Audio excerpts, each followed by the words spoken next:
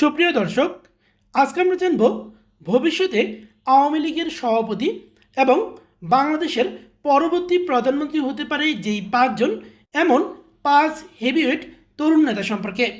তো প্রিয় দর্শক, বর্তমানে বাংলাদেশ আওয়ামী লীগের সভাপতি হিসেবে দায়িত্ব পালন করছে সাবেক প্রধানমন্ত্রী শেখ হাসিনা। তো শেখ হাসিনার পরবর্তীতে বাংলাদেশ আওয়ামী লীগের দায়িত্ব কে নিতে পারে এবং আওয়ামী লীগ পুনরায় ক্ষমতায় আসলে আওয়ামী লীগের প্রধানমন্ত্রীর দায়িত্বও কে পালন করতে পারে, এছাড়া আওয়ামী লীগের মধ্যে এমন কিছু তরুণ সম্ভাবনাময় নেতা রয়েছে যারা বাংলাদেশের প্রধানমন্ত্রী এবং আওয়ামী লীগের সভাপতি হওয়ার যোগ্যতা রাখে। তো প্রিয় দর্শক, আমাদের অনেকের মাঝেই কিন্তু একটি প্রশ্ন রয়েছে, সেটা হচ্ছে শেখ হাসিনার বিকল্প কে। অর্থাৎ শেখ হাসিনা কিন্তু আওয়ামী লীগের সভাপতি এবং আওয়ামী লীগ সরকার অর্থাৎ আওয়ামী লীগ ক্ষমতায় থাকাকালীন কিন্তু আওয়ামী লীগ সরকারের প্রধানমন্ত্রীর দায়িত্ব পালন করেছিলেন শেখ হাসিনা। তো সবারই প্রশ্ন এটা যে শেখ হাসিনার পরবর্তীতে আওয়ামী লীগের সভাপতি এবং আওয়ামী লীগ সরকারের প্রধানমন্ত্রী কে হতে পারে। তো এরকমই পাঁচজন তরুণ সম্ভাবনাময় নেতা রয়েছে যারা কিন্তু শেখ হাসিনার পরবর্তীতে আওয়ামী লীগের কাণ্ডারিতে পরিণত হতে পারে।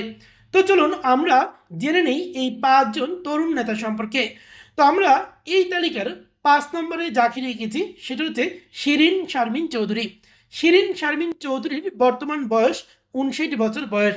শিরিন শারমিন চৌধুরীর মধ্যেও কিন্তু এক ধরনের সম্ভাবনা রয়েছে ভবিষ্যতে আওয়ামী লীগের দায়িত্ব নেওয়ার। অর্থাৎ শুধুমাত্র আওয়ামী লীগের দায়িত্বই নয়, বরং আওয়ামী লীগ সরকারের প্রধানমন্ত্রী হিসেবেও কিন্তু দায়িত্ব পালন করতে পারে শিরিন শারমিন চৌধুরী। অর্থাৎ বর্তমানেও কিন্তু দলের মধ্যে শিরিন শারমিন চৌধুরীর ব্যাপক গ্রহণযোগ্যতা রয়েছে। শিরিন শারমিন চৌধুরী অত্যন্ত ভদ্র, মার্জিত এবং উচ্চশিক্ষিত একজন মানুষ। সারা বিশ্বেই কিন্তু তার কর্মের জন্য তার সুনাম সুখ্যাতি রয়েছে। বাংলাদেশ জাতীয় সংসদের স্পিকার হিসেবে 10 বছরেরও কিন্তু অধিক সময় ধরে তিনি এই স্পিকার হিসেবে দায়িত্ব পালন করেছেন। তো ঢাকা বিশ্ববিদ্যালয়ের মেধাবী এই ছাত্রী, তিনি কিন্তু আওয়ামী লীগের নেতাকর্মী বা তৃণমূলের নেতাকর্মীদের কাছে কিন্তু বেশ জনপ্রিয়। তাই ভবিষ্যতে শিরিন শারমিন চৌধুরীকে কিন্তু আমরা আওয়ামী লীগের সভাপতি এবং বাংলাদেশের প্রধানমন্ত্রী রূপে দেখলেও দেখতে পারি। অর্থাৎ শিরিন শারমিন চৌধুরী কিন্তু অত্যন্ত সম্ভাবনাময় এই ক্ষেত্রে। এই তালিকার 4 নম্বর স্থানে অবস্থান করছে সাইমা ওয়াজেদ পুতুল। পুতুলের নামটি সাইমা ওয়াজেদ পুতুল। তিনি কিন্তু বর্তমান আওয়ামী লীগের সভাপতি এবং আওয়ামী লীগের যেই কোটি কোটি সমর্থক এবং আওয়ামী লীগের যে ভোটার রয়েছে, আওয়ামী লীগের যেই নেতাকর্মী রয়েছে, অর্থাৎ এই কোটি কোটি মানুষ, কোটি কোটি মুক্তিযুদ্ধের পক্ষের শক্তির প্রাণ যাকে বলা হয়, সেই প্রাণ হচ্ছে শেখ হাসিনা। আর এই শেখ হাসিনার কন্যাই কিন্তু এই সাইমা ওয়াজেদ পুতুল। সাইমা ওয়াজেদ পুতুল তিনি কিন্তু বিশ্ব স্বাস্থ্য সংস্থা, যেটা হচ্ছে ওয়ার্ল্ড হেলথ অর্গানাইজেশনের কিন্তু দক্ষিণ এশিয়া বিষয়ক যেই দায়িত্ব, দক্ষিণ এশিয়ার যে দায়িত্ব, সেটা কিন্তু সাইমা ওয়াজেদ পুতুল পেয়েছিল এবং খুবই সুনামের সাথে তিনি এবং দক্ষতার সাথে তিনি এই দায়িত্বটি পালন করেছে। দীর্ঘ 15 বছর একটানা, অর্থাৎ 15 বছরেরও কিন্তু অধিক সময় আওয়ামী লীগ ক্ষমতায় ছিল এবং তার মা শেখ হাসিনা ক্ষমতায় ছিল। তার আগে 1996 থেকে 2001 সাল পর্যন্ত কিন্তু শেখ হাসিনা বাংলাদেশের প্রধানমন্ত্রী ছিল। অর্থাৎ 20 বছরেরও প্রায় অধিক সময় আওয়ামী লীগ এবং শেখ হাসিনা বাংলাদেশের ক্ষমতায় থাকা সত্ত্বেও কিন্তু সাইমা ওয়াজেদ পুতুলের বিরুদ্ধে কোনো রকমের দুর্নীতির অভিযোগ কেউই তুলতে পারেনি। অর্থাৎ খুবই স্বচ্ছ এবং সাধারণভাবেই কিন্তু সাইমা ওয়াজেদ পুতুল তার জীবনযাপন করেছে এবং আওয়ামী লীগের তৃণমূলের নেতাকর্মীদের কাছেও কিন্তু অত্যন্ত ভদ্র, মার্জিত এবং শিষ্টাচার সম্পন্ন একজন তরুণী বা ভবিষ্যৎ নেতৃত্ব হিসেবে কিন্তু আওয়ামী লীগের নেতাকর্মীরা সাইমা ওয়াজেদ পুতুলকে দেখে। অর্থাৎ বঙ্গবন্ধুর যে নাতনি এবং শেখ হাসিনার বড় মেয়ে বা শেখ হাসিনার কন্যা হিসেবেও কিন্তু সাইমা ওয়াজেদ পুতুল অত্যন্ত জনপ্রিয় আওয়ামী লীগের নেতাকর্মীদের কাছে। তো আগামীতে যদি আওয়ামী লীগ ক্ষমতায় আসে এবং শেখ হাসিনার বিকল্প যদি কাউকে ভাবা হয়, সেক্ষেত্রে সাইমা ওয়াজেদ পুতুলের নামটি কিন্তু যে কয়েকজনের নাম সবার আগে আসবে, তার মধ্যে সাইমা ওয়াজেদ পুতুলের নামটিও থাকবে। এই তালিকার 3 নম্বর স্থানে অবস্থান করছে রিমা ইসলামের নাম। রিমা ইসলাম হচ্ছে আওয়ামী লীগের সাবেক সাধারণ সম্পাদক সৈয়দ আশরাফুল ইসলামের একমাত্র কন্যা। অর্থাৎ এই রিমা ইসলাম, যিনি সৈয়দ আশরাফুল ইসলামের কন্যা, এছাড়া কিন্তু তার দাদা এবং তাদের পরিবারেরও কিন্তু এক ধরনের ঐতিহ্য রয়েছে। রিমা ইসলাম বর্তমানে লন্ডনে থাকেন এবং তিনি লন্ডনে একটি ব্যাংকে খুবই উঁচু পোস্টে চাকরি করেন। অর্থাৎ রিমা ইসলামও কিন্তু সৈয়দ আশরাফের মেয়ে হওয়ার কারণে খুবই ভদ্র, শিক্ষিত এবং তিনি কিন্তু অর্থাৎ দুর্নীতি থেকে যে দূরে থাকা যে মানুষগুলো রয়েছে তার মধ্যে কিন্তু সৈয়দ আশরাফ এবং তার পরিবার অন্যতম। তাই রিমা ইসলাম বা তার পিতা সৈয়দ আশরাফ শুধুমাত্র আওয়ামী লীগের বা মুক্তিযুদ্ধের পক্ষের শক্তির কাছেই জনপ্রিয় নয়, বরং রিমা ইসলাম বা সৈয়দ আশরাফুল ইসলাম কিন্তু বিএনপি, জামায়াত থেকে শুরু করে দেশের সকল দলমত মানুষের কাছেই তিনি একজন স্বচ্ছ, পরিচ্ছন্ন রাজনীতিবিদ হিসেবেই পরিচিত ছিলেন। তাই রিমা ইসলাম যদি আওয়ামী লীগের সভাপতি এবং ভবিষ্যতে আওয়ামী লীগের প্রধানমন্ত্রীর দায়িত্ব যদি তিনি পেয়ে থাকে, তবে সেটা কিন্তু আওয়ামী লীগের জন্য অনেকটাই ভালো হবে। এবং রিমা ইসলামও কিন্তু তিনি নিজেও কিন্তু এটা প্রকাশ্যেই জানিয়েছেন যে ভবিষ্যতে তার দেশের প্রয়োজন হলে তিনি রাজনীতিতে আসতে আগ্রহী।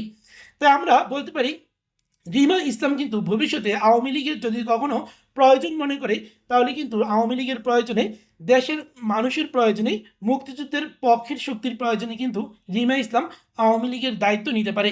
এবং আওয়ামী লীগের দায়িত্বে বা আওয়ামী লীগের নেতৃত্বে আসলে এই রিমা ইসলামের পক্ষেও কিন্তু এই সম্ভাবনা প্রবল রয়েছে যে তিনি একসময় বাংলাদেশের প্রধানমন্ত্রী বা আওয়ামী লীগের সভাপতি হতে পারে। এই তালিকার দ্বিতীয় নম্বর স্থানে অবস্থান করছে সজীব ওয়াজেদ জয়ের নাম।